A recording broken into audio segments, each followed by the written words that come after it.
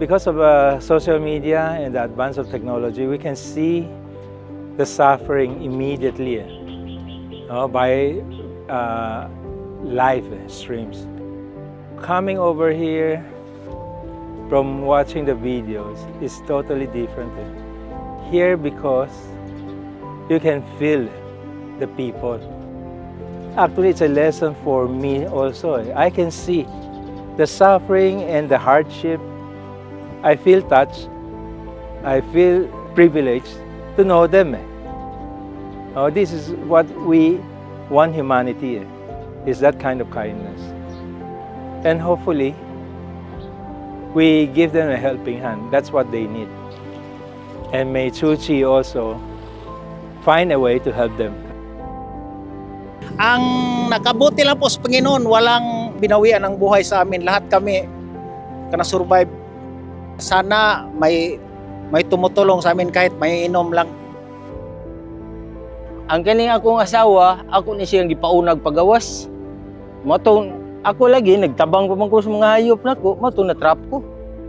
Pero meron akong na sampaan kanang building na isin. Karon naabot man ko sa tubig ni tungtong ko mitban nga naanod, nakakapyot ko anang puwang nga atop ng building. Pero ang mga kauban ako nga naas atop, purot gid sila ang nakatungtong aning mga balaya. Pagkatumba, tumbad ring usa, piyabo tanan, purot gid sila tanan. Ako rin nabilin dito sa atop. Ang kinig yung among balay kay na tanawa ra ko ng among gibuhat para lang kasilungan. Karon nga wa nay manukan, hawa na sa kuy income. Wa na gyud nya nadaman tanan akong kabtangan. Akong tulo ka baka, 7 na ko ka baboy hurot. Akong mga motor hasta akong balay.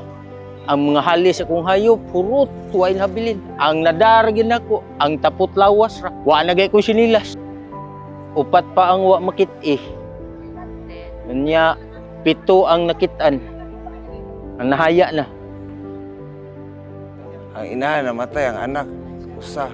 Si Jisa, ako usa ka anak.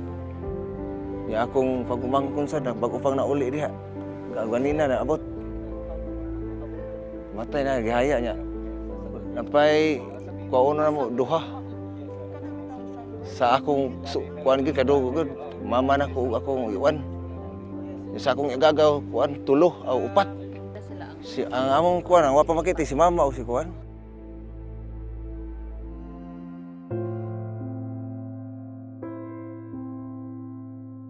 Parang sakit sir kay na-trauma kasi kami yung sa udet. Ay panglawa na. Mas grabe ngayon sir. Parang lahat yata hindi lang dito, lahat ng ano, di ba? So hindi makaya ng mga yung iba mabigyan, yung iba hindi. Sabi ng asawa ko, pupunta na daw kami ng Bantayan Island. Yeah. Si mama kasi hindi ko maiwan-iwan eh. Mas importante sa akin sir, yung mama ko, mas siya lang yun ang ano, yung mayroon siyang tulong ba.